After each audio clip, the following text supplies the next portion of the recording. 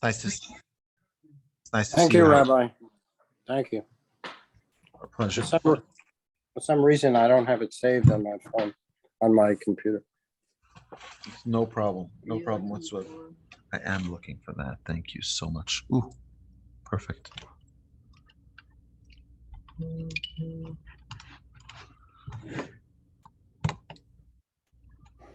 Beautiful. Oh, I press something here. And there we go. All right, welcome back, everybody. We're in the middle of the preparations for prayer. Chapter 12, Siman 12, Halacha 8. If one is traveling, and he reaches to a place where he wishes to stay overnight, but it does not have a congregation with whom he can pray the next morning. Okay, so like when I was traveling to Madrid, right? I get there's no shul nearby. Or even in Dallas. I was in Dallas, Fort Worth. There's nothing close by there. It is only in Dallas, central Dallas. So you don't have a congregation to pray the next morning. What do you do? Im yesh lefanav ad arba milin. If there is before him 4 million is number 8 is between 2.4 and 2.9 miles. So about, let's say 3 miles. If it's 3 miles away,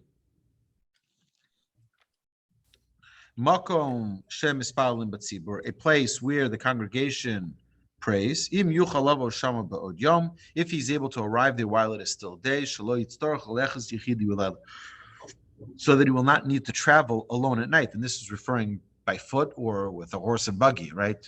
Today, let's say 10 miles by car. Okay, 10 miles.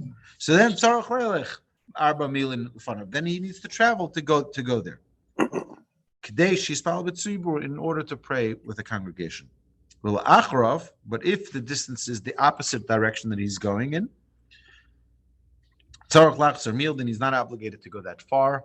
Only one meal, which would be probably not more than a half a mile, so that he can pray with the congregation. So in a situation like I had this morning, where I'm in the hotel, it's about 30 miles from Dallas Fort Worth to the closest shul, right? So one is not obligated to travel that far, particularly if you're going to miss your flight as well, right? And it's going to cause a great inconvenience. Certainly one may not go away from a place where there is a congregation praying to a place where he will not have that opportunity. If he is able to first pray and arrive at his destination while it is still daytime. I want to share with you the importance of how important it is for one to pray with a congregation, meaning 10 adults together. So there's a guy who's today known as one of the greatest philanthropists in the Jewish community.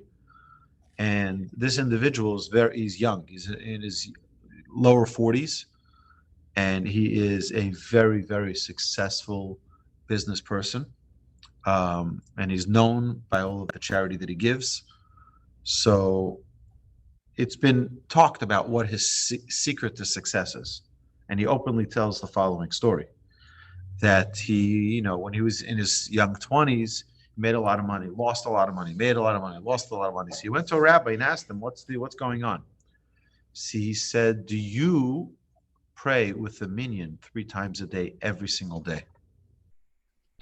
So I do, but I sometimes, Rabbi says to him, if you promise to always pray with the minyan,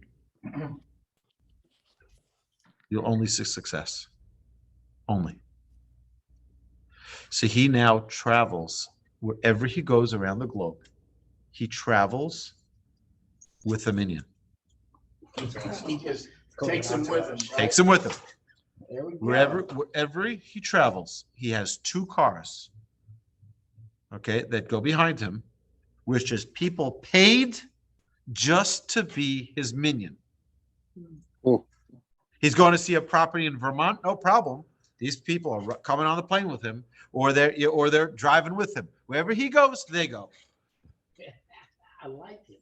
Because it's that important to pray with a minion.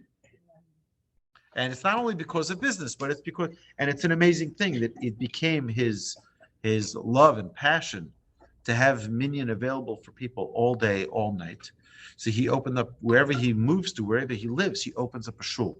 And if you go to Muncie, where I grew up in Muncie, they didn't have this. But you go to Muncie, 24 hours a day, 7 days a week, 365 days a year, you go to this shul at any time of day, and you can find a minion. You get there at 12 o'clock in the afternoon, you're like, I overslept. There's no minion for Shachris. Yes, there is. There's a minion for morning prayer. You go there, there's a minion always. It's unbelievable. And he bought like 5-6 houses, knocked down the houses, and put tents there. And this tent starts on the zeros. This one starts on the 10. This one starts at the 20. This one starts on the 30s, right? So 8:30, 9:30, 10:30, right? You have in that one tent. 8:20, right? It's starting from sunrise. It's unreal. My father, one Saturday night, was just learning with his study partner. They were learning the Daf Yomi. And this guy just walks in with 10 or 20 pies of pizza. He says, well, was ever learning Torah? This is for you, right? And everyone's sitting, all the people who were sitting learning Torah, he wanted to buy pizza for them, right? Unannounced. And that was that individual, the owner of the shul, right? The guy who started this shul. Just an incredible, just like he wanted everybody to, and that place, you have coffee 24 hours a day. You have cookies 24 hours a day. He built a mikveh there for people. He's like, He's Abraham. He really is. He really is. There's these ice cold water bottles like you have here at the Torch Center, 24 hours a day. Even if you're not in synagogue, just come in and get your drink. This is the home for everyone. Really an incredible thing. Yes, Anna, you had a question. Is it only the obligation for men to pray with the minion, or for women as well? So women aren't obligated to pray, period. Okay, why? We're more spiritual. Right. Women have a natural connection to spirituality, so they're not obligated. It's not that they're not allowed to. Of course they're allowed to. They're encouraged to, right? But they're not. It's not an obligation. That's the second is that women have as a primary responsibility of their home. Yes. Right, their home, raising children, doing right. So a woman who's busy, feeding my wife. Okay, when I left to come here to teach this class, or if I would be going to davening in shul, my wife is busy taking care of the children, taking care of, bathing them. Now, if I am there, I will do that as well, right? But the mother is the one who's the takes care of more than just the home, the rearing of the children, of everything. So to put such a commandment of pray 3 times a day with a minion on a woman would be completely unfair, which is why there is no such obligation. Okay, but it's not that women's prayers don't mean anything. Just to the opposite. We see that it's the women's prayers who has more impact and brings out the mercy of God more than men's. Right? So it's a very touchy topic, obviously, today, because everyone is talking about equality and this and that. There is no equality. Let's get that clear. There is no equality. Just like my body, my choice, it's not your body. Therefore, it's not your choice. Okay, you have other choices. Hashem gives you plenty of choices, but it's not your body. The premise is flawed. Okay, so too, equality between men and women is a farce. It's never has been, and it never will be equal. Men and women are not equal. However you cut that cake, they'll never be equal, right? And for someone, you are. Right? Women are superior. The problem is that women, by saying we want to be equal, are demonstrating that they're less, which in Judaism is just the opposite. Why would you want to be equal and be pulled down? It just doesn't make any sense. Okay, either way. Mitzvah Gedolah, halacha number 9. Mitzvah Gedolah, it is a great mitzvah lispal bebeis knesses, to pray in a synagogue, or bebeis medrash, or the study hall, shehem mekomos mekudashim, since they are holy places. Even if occasionally the congregational prayer session is canceled due to lack of a minyan, nevertheless, it is still a mitzvah to pray there, even alone without a minyan, since they are holy places. So, if you don't have a minyan to pray, when I arrived to Miami, like I mentioned last week, Sunday morning, arrived long after there was a minyan available. So where do I pray? Pray in a place where there is regular study. It's still a priority for us. You can't pray with the minyan, that's fine. We understand things happen, but pray in a place of either a study hall or where a regular synagogue meets. Now that we're in the age of Zoom and you can get to the synagogue that has a camera in it during the weekdays, can you do that? Okay, so that's a really difficult question. Okay. I'm not asking you on Shabbos. Right. So it's a really difficult question because Can you repeat the question? Yes. The question is, so can we just join any shul through Zoom? Right? So my instinct tells me no. My answer is I don't know. Okay, that's my answers. My answer is I don't know. But my instinct tells me no. Why? Because what's the idea of being in a synagogue? The idea of being in a synagogue is that there's an environment that hopefully influences us to have focus, right? But how many people are on Zoom, like myself, like on this device? This is actually an excellent device because I can't multitask on this device. But if I'm on a Zoom call on my computer, I guarantee you I'm not on that Zoom call for more than a minute looking at the screen.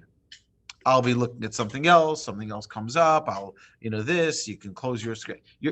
There's tons of distraction, which is why to me it's an obvious thing that a Zoom is not a replacement for someone actually being in physical attendance of a synagogue. It's very hard. Able to be like you end up somewhere and there is no right. So there is, the halacha does say something. The halacha says about one praying during the time that the congregation prays. There is something to be said for that. Right. So even if, let's say, this morning, right? So I'm sitting in Dallas Fort Worth Airport, and I'm very far from a minyan. It's too far for me to travel even and make it back for my flight. But I could pray at the time that the congregation prays. Oh, I look up on their schedule and they're davening at 6:30 in the morning. I'll daven with them, even though I'm not able to attend with them, but it sort of has some type of connection, the fact that I'm able to pray at the same time. And that's what we try to do again, the overall point, the objective of synagogue is, we mentioned this previously, is Berov Am Hadras Melech.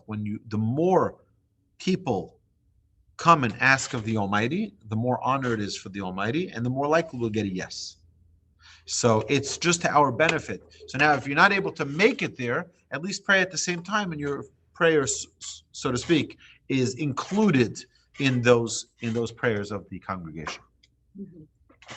There's another problem, is whether or not someone can recite a blessing over a technological device, even a microphone, by the way, and recite Amen. Really? Yeah, it's a problem. Right? Whether or not it's considered to actually be a blessing and not an Amen. It's called an orphan to Amen. It's a big halachic discussion whether or not that's a possibility. It's beyond our scope of conversation tonight, but it's something to be discussed and to be looked into in future. And if you maybe we'll dedicate some time, we'll look into that topic of using technological devices to, right? You can't. I'll give you an example. Can you listen to shofar blowing through Zoom? Now, again, during the pandemic, we did that, right? But does that mean that that's the optimal way? No. Does it mean that if someone listened that way, for the month of El it's a custom that we blow the shofar every day after prayer. It's not a halach. It's not a commandment. The only time it's an absolute commandment is Rosh Hashanah itself. But you blow it after prayer, not before prayer. Not like Right. Yom Kippur and Rosh Hashanah. Right, you're right. blowing. Right. So here's the thing. So if someone was to listen to a recording Mhm, of a shofar blowing mhm. on Rosh Hashanah, would he fulfill the mitzvah? Most likely not. Now, I want to share with you an amazing story. I hope I'm repeating the story correctly. I heard this from the rabbi himself, Rabbi Nata Greenblatt, who is known as the get rabbi. He's the one who would give all the gets that were not in the tri-state area or major Jewish centers. So he lived in Memphis, Tennessee, and he traveled the world. And wherever he went, he arranged a get, a divorce between a husband and wife. They needed a specific document that declares this divorce. It's very specific, very detailed, and it's a serious thing. Lightweight rabbis like myself cannot be involved in that. We can be a witness for it, but we can't be dealing with that because it takes a lot of training. I'm talking years and years and years. We now in Houston have a rabbi who's professional in writing gets. He was trained by Rabbi Nata Greenblatt for almost a decade or more. It's very complicated in various different ways. Okay, either way. So Rabbi Nata Greenblatt, I heard this story from him. He said that he was in Moscow, and there was an individual who during communism, when Rabbi Greenblatt went there, was under communism as well, and a man came over to him and asked him, "What should I do?" He says, "It's Rosh Hashanah, and I don't live anymore. It's going to be Rosh Hashanah, and I don't live anymore in the major area where there's the Jewish congregation, where there's the synagogue." He says, "Because of communism," he says, "my grandmother passed away, and now that we have one less person in the family, we have less square footage for the family, and they moved us to a rural area outside of Moscow." And he says, "I'm not in walking distance to the synagogue anymore. What should I do?" He says, "I cannot exist as a Jew without hearing the shofar being blown on Rosh Hashanah. I can't do it." He says, "What should I do?" He says, what options do you have?" He says, "I can get on a train. I can get on a train."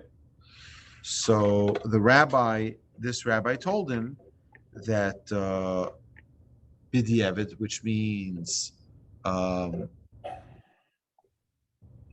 would say with reluctance, he would permit him to go by train, specifically by train. Why by train? Because by train, the extra effort to schlep you on a train, you, the Shomer Shabbos Jew, on that train is null. There is none. It's not causing extra effort for the train to be carrying you. I think there was another issue of whether or not he has to, if he was able to pay for it, if he can get someone else to pay for him, right? So if he can get a non-Jew to pay for his fare, that would be optimal. But either way, he told him that he figured out a way for him to do it. So he came back. He asked Rabbi Moshe Feinstein, who was his rabbi. He asked Rabbi Moshe Feinstein if he gave the correct ruling. And Rabbi Moshe Feinstein said that when he said this, when he repeated this to me, he was crying. He said, and Rabbi Moshe said, I said that I did the right thing, that I gave the correct ruling. So I don't understand all the details. I think I recorded it, so I have to look for the recording when he said that story. But I think it's an amazing. Right? So this was the person's life. He says, "Okay, I'm not going to be near a synagogue the whole year. I have no choice because the communists moved me out. I'm too far from the synagogue." He says, "But Rosh Hashanah, I can't survive without Rosh Hashanah." So it's a very interesting question whether or not today you have these automated Teslas. If you can have your non-Jewish neighbor schedule your Tesla for you, get in your car, the door opens, door closes, or if they open or close it for you, and it just drives you to synagogue. Can you do that? It's a very serious question. one to which I don't have an answer, a conclusive answer at least. I don't know. It is going to become much more interesting when we do have automated cars, autonomous driving vehicles, and you can schedule it. At some point, you'll see there's going to be such a thing where you don't have to open the door; it'll open for you, and it'll drive you someplace, and open the door and close behind you. These are things. It's just a matter of time. So what are we going to do then? So we'll have to figure out then. We'll have the rabbis who will understand then what needs to happen. Rabbi Wolbe, if you're not close to your shul, do you just go to any shul or you don't go? Yeah, of course, to any shul. Yeah. This whole thing, by the way, of membership, I belong to a synagogue, is the most ridiculous thing I've ever heard of in my life. Till I moved to Houston, I never even heard of synagogue membership. And my entire life growing up, right? You went to shul whatever was closest to your house, and you supported the shul that you love to go to, or wherever, it's like there's no such thing as like you belong to a certain membership. And now they do this thing where they penalize you based on how much money you make. You have to bring your W-2 or your tax return, and they'll charge you. This is craziness. I don't know where this thing comes from. I really don't. In my synagogue that we have now, that we started 3 years ago, there is no membership. None whatsoever. And people were saying, "Oh, how much does it cost for a seat for Rosh Hashanah?" There is no fee. You give if you want to give, and you don't give if you don't want to give. And it's like no, there has to be a fee.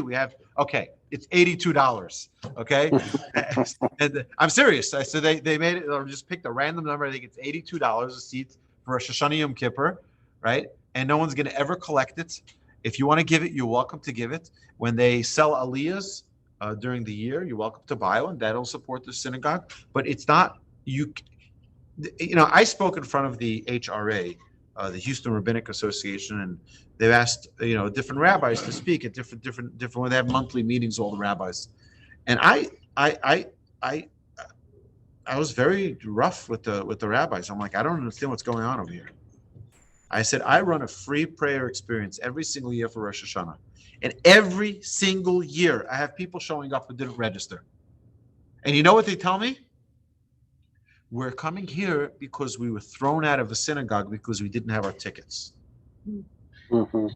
And I said to the rabbis, I want you to know something, that if you send away one person from your synagogue, it's a total disgrace. We should never be sending anyone away from our synagogues because they don't have a ticket. You're telling me that, I don't want to mention names of synagogues, but prominent synagogues that have over 2,000 member units are sending people away on Rosh Hashanah and Yom Kippur, for crying out loud, because they don't have a ticket. You don't have space for them. But they There's one- would- There's plenty. I'm sorry, There's one- if they had a ticket, they have a book that they can look and find their name. So you're telling me that a Jew who just happened to be here for business is stuck? I see what you're saying. Yeah, He's those stuck. At those That's- synagogues, yeah. Because, for instance, there's one synagogue here But that this puts is, them in rotations. Not only do you have to have a ticket, you have to go to the early show or the matinee or the afternoon show or the evening show. Because they have. it's not they have it's so not a much movie space. theater. But it It's a would- It is shul. to them. People want to pray. People want to talk to Hashem. Well, How can you send another I Jew don't away? think if I don't they- understand just it. saying that They look to me like with glazed eyes. They're like, what is he talking about? They had no idea what it was like. I don't understand. Where is the responsibility? Because Tell you your have some people- some synagogues that the only time the membership shows up is Rosh Hashanah and Yom Kippur. And because of that, the space they have for attendance is a quarter to an eighth of the space it would take if everybody showed up. And so they rotate. Then it they becomes rotate a them out. higher issue. The other that thing you is can there's a handle. lot of I mean, synagogues. so I don't many know. To me, people- it's Yeah. painful It is. to I agree see with you. I'm on your Jews side. sending Jews away from shul. I agree 100%. It's what? Yeah, it's contrary to everything we believe in. But you're It's like, saying- Hashem, please Hashem forgive is us, one. but we just sent your children away because they don't have a ticket. But you're I saying don't get that it. somebody that's coming in- What's the name of your shul? Mine? Hamish. Well, now I daven at Hamish, but you know what? If you went to Young Israel, if you went to Rabbi Yaakobin's synagogue, if you went to Maryland Minyan, if you went to any place that I'm familiar with that's Shomer Shabbos, they will never send anyone away. Never. It's contrary to all of Jewish belief. There's a lot of synagogues here that are not in accordance with a Jewish belief. Okay. You know that, Rabbi? I'm not judging anyone. I believe that everyone is righteous. The Amech Kulam Tzadikim, your nation is all righteous. I'm not willing to accept that sent someone away. That's right. I'm not willing to accept that there's any shul on planet Earth that's going to send people away. I can't. It's unheard of. All right, my dear friends, that concludes segment number 1. Segment number 2 begins in a few minutes. I'm not even sure I have the notes prepared. I think I prepared them, but if not, it's going to take me just a few minutes to get them ready. And print them out. And then, Rabbi, don't go to the conservative synagogues on the high holidays. Let you in without a ticket. Without a ticket. It's crazy. I think it's reprehensible. Personally, I think it's. I understand there's the financial issue. I understand this is the once a year that people are showing up. I understand. I think you have to figure out a solution. You have to figure out a solution. I think life has changed since COVID and Zoom has taken over. A lot of physical attendance is down. Right. So there's space. Right. Right. But what would happen if, God forbid, someone showed up without a ticket? It depends on, They wouldn't let them in. yeah, It's happened before. depends on where it is and why they don't, and if they, I mean, people can would you do? come to a synagogue, Always they're let not, if there's Always let prior them. notice. If they have some prior notice, they do allow for guest tickets. Right. You know, there I hear. are guest tickets, it's just you have to give them a little notice for them. Do you not? I think we should all show up this year and see if they throw us all out. No, God forbid. Just At where? everyone Where? is welcome at Hamish. Everyone is welcome at Maryland Minyan. Everyone is welcome at Young Israel. No one's going to turn you away. I promise. None of those synagogues will turn you away. Well, then I'll be there I'm this at year. Hamish. I'm at Hamish. And I'll tell you, Rabbi Busco is doing a special learner's prayer experience at his place at Torchwood for Rosh Hashanah and Yom Kippur Where is with it? blowing the shofar. It's over here in Maplewood West. Maplewood It's a West. house? It's a house, yeah. You gonna send an email? All the information will be out. All right, we're just going to stop this record.